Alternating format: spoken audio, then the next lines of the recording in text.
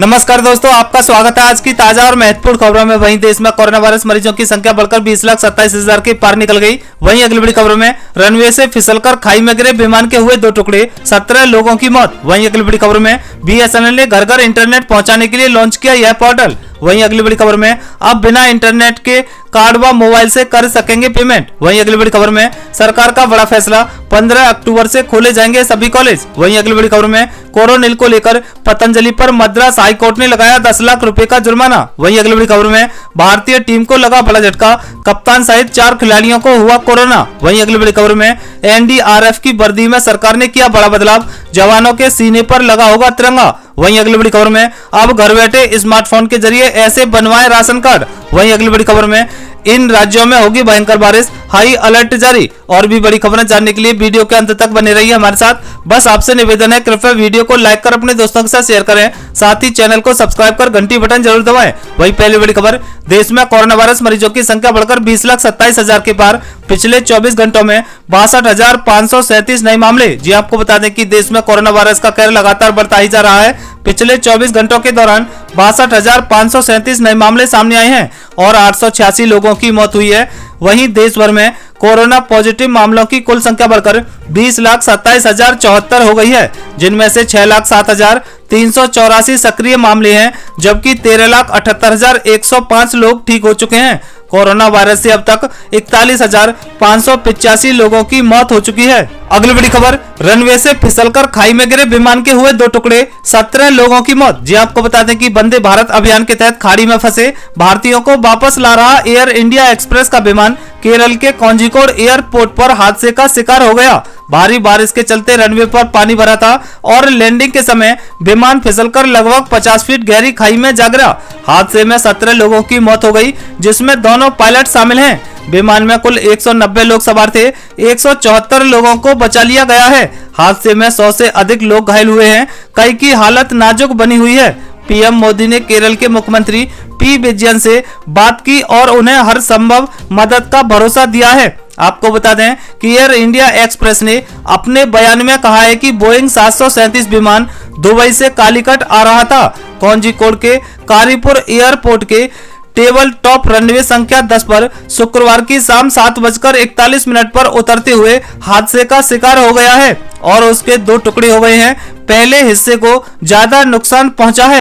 अगली बड़ी खबर, BSNL ने घर घर इंटरनेट पहुंचाने के लिए लॉन्च किया यह पोर्टल। देश के हर कोने में मिलेगा ब्रॉडबैंड कनेक्शन। जी आपको बता दें कि भारत सरकार निगम लिमिटेड BSNL ने देश के घर घर मोहल्ले हर गांव में इंटरनेट पहुंचाने के लिए अपना नया पोर्टल पेश किया है, जिसके जरिए आप शहर से दूर अपने गाँव में भी इंटरनेट कनेक्शन लगवा सकते हैं। BSNL ने बुक माई फाइबर नाम से पोर्टल लॉन्च किया है, जिसके जरिए आप भारत फाइबर कनेक्शन ले सकते हैं। इस पोर्टल पर जाकर आप अपने इलाके और जरूरत के हिसाब से प्लान का चयन कर सकते हैं।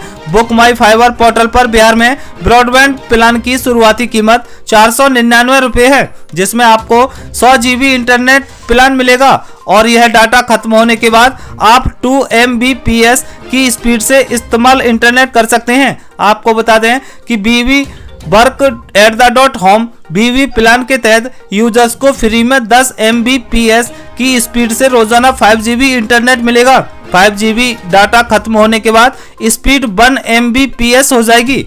सबसे महंगे प्लान की कीमत 16,999 रुपए है, जिसमें 100 Mbps की स्पीड से रोज 170 GB इंटरनेट मिलेगा और डाटा खत्म होने के बाद 10 Mbps की स्पीड से इंटरनेट इस्तेमाल कर पाएंगे। अगली बड़ी खबर, आंध्र प्रदेश सरकार का बड़ा फैसला, 15 अक्टूबर से खोले जाएंगे राज्य में सभी कॉलेज। जी आपको बता दें कि आंध्र प्रदेश में कोरोना वायरस महामारी की वजह से बंद किए गए कॉलेजों को 15 अक्टूबर से खोल दिया जाएगा। मुख्यमंत्री YS जगन मोहन रेड्डी ने शुक्रवार को इसको लेकर एक समीक्षा बैठक की, जिसके बाद 15 अक्टूबर से फिर से कॉलेजों में पढ़ाई शुरू किए जाने का फैसला लिया गया है। जगन मोहन रेड्डी ने हायर एजुकेशन डिपार्टमेंट के अधिकारियों से इसके लिए गाइडलाइंस बनाने को कहा है। सीएम जगन मोहन रेड्डी ने बैठक में अधिकारियों को उच्च शिक्षा में ग्रॉस इनरोलमेंट 90% तक ले जाने का आदेश दिया है। उन्होंने कहा है कि 3 और 4 साल के डिग्री कोर्सों में 10 महीने की अप्रेंटिसशिप की सुविधा दी जाए।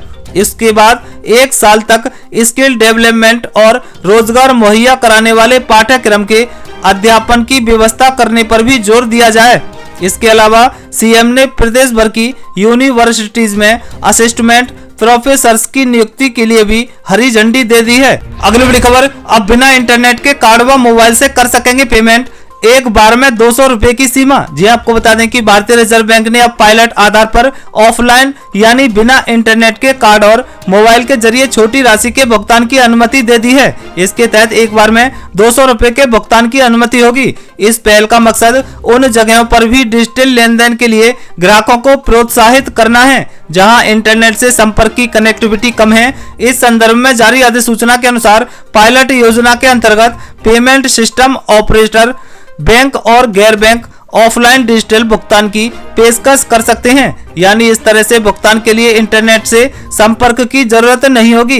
केंद्रीय बैंक की अधिसूचना के अनुसार पायलट योजना के तहत भुगतान कार्ड, वॉलेट या मोबाइल उपकरणों या अन्य किसी माध्यम से किया जा सकता है। अगली बड़ी खबर, कोरोनिल को लेकर पतंजलि पर मद्रास हाईकोर्ट ने लगाया 10 लाख का जुर्माना। जी आपको बता दें कि योग गुरु बाबा रामदेव की कंपनी पतंजलि आयुर्वेदिक को उसकी बहुप्रचारित दवा कोरोनिल के नाम को लेकर बहुत बड़ा झटका लगा है। चेन्नई की एक कंपनी ने मद्रास हाईकोर्ट में याचिका देकर दावा किया था कि पतंजलि ने उसके ट्रेडमार्क का इस्तेमाल किया है जिसके राइट्स 2027 तक के लिए सुरक्षित हैं, यानी पतंजलि कोरोनिल के नाम से अपनी दवा नहीं बेच सकेगी। इसी आधार पर अदालत ने पतंजलि को 21 अगस्त तक 10 लाख रुपए बतौर जुर्माने भरने को कहा है। अदालत ने यह भी टिप्पणी की है कि पतंजलि ने कोरोना को लेकर जनता के दहशत को पतंजलि के अपने फायदे के लिए इस्तेमाल किया है और कोरोनिल सिर्फ सर्दी, खांसी और बुखार के लिए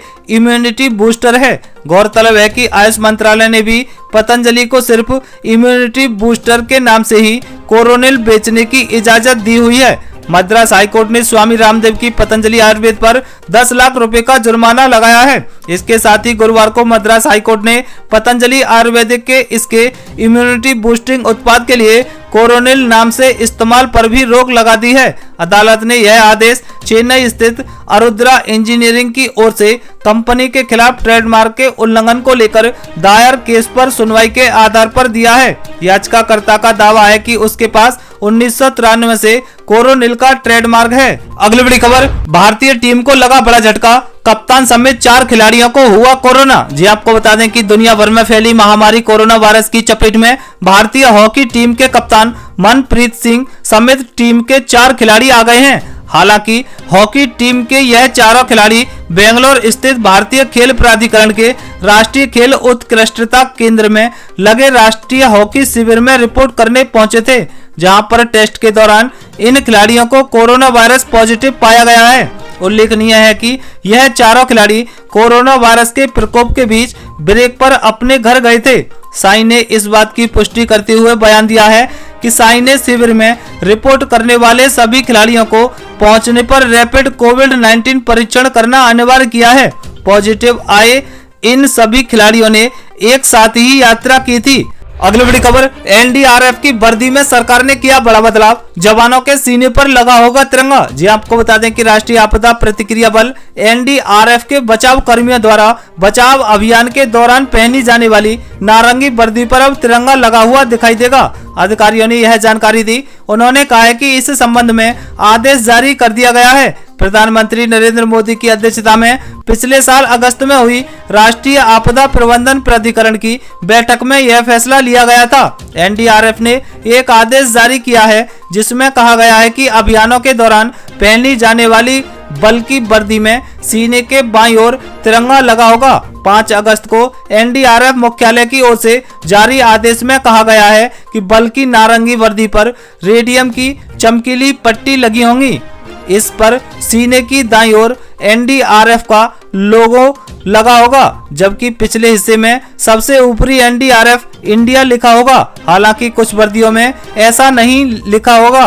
आदेश में कहा गया है कि इसके अलावा वर्दी पर किसी तरह का कोई तस्वीर या अक्षर छपा हुआ नहीं होगा। वहीं मौसम अपडेट, मौसम विभाग के मुताबिक आज हिमाचल प्रदेश, उत्तराखंड, पूर्वी उत्तर प्रदेश, बिहार के कुछ हिस्सों, झारखंड, उप हिमालयी, पश्चिम बंगाल, सिक्किम, पूर्वोत्तर भारत, विदर्भ और छत्तीसगढ़ के कुछ हिस्सों में भयंकर बारिश होने के आसार हैं। वहीं महाराष्ट्र के कोंकण में भारी बारिश, और मराठवाड़ा में भारी बारिश की चेतावनी जारी की गई है। वहीं उत्तर प्रदेश में बीते 24 घंटों के दौरान पूर्वी हिस्सों में कई जगहों पर जबकि पश्चिमी क्षेत्र में कहीं कहीं पर भारी बारिश की संभावना है। ये थी अब तक की बेहद महत्वपूर्ण खबरें।